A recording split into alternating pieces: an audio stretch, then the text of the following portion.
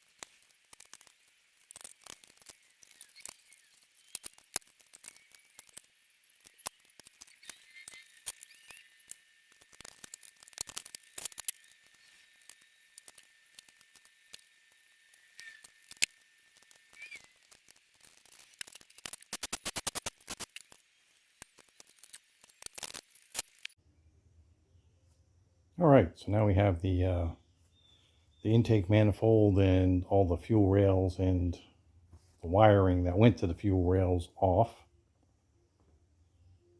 The coils stay on. I could have left the coil harnesses on too, but I just wanted to get them out of the way so when I set the intake manifold on, they don't hang up on it. They're easy enough to plug back in.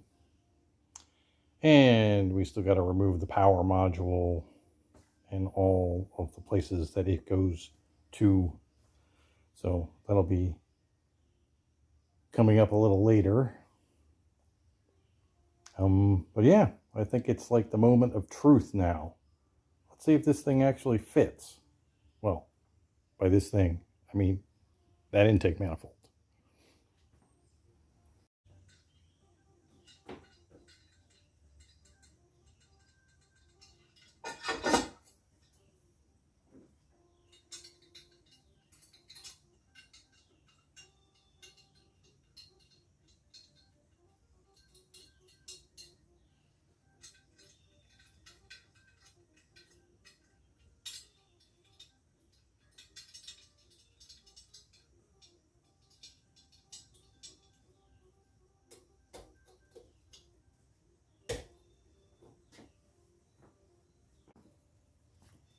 Well, there it is. It's on there. I didn't put any of the O-rings on it to seal it yet. I just wanted to get it on here just to, well, we'll see if we can close the hood. And if we can, then maybe we'll set the carburetor on it and see if we can close the hood. That should be fun.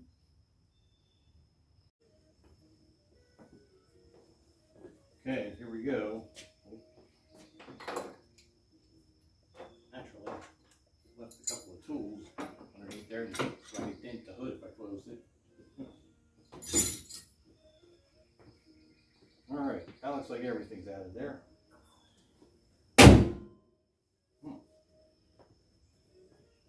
No worries.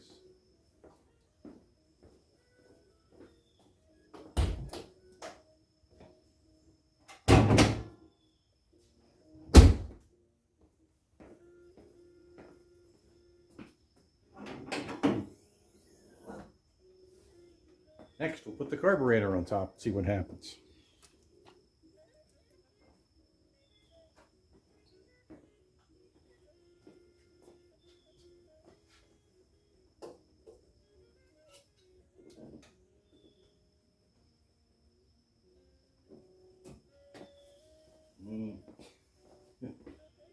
I can tell that sticks out. Oh yeah.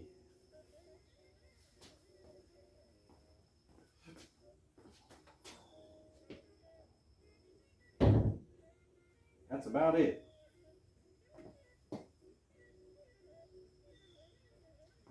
So yeah, hole in the hood. I hate the idea. It'll look terrible. But what are you going to do? Well, that'll be about it for tonight, I think. We can pretty much just leave it like that. And yeah, we'll probably work on it over the weekend. See you next time.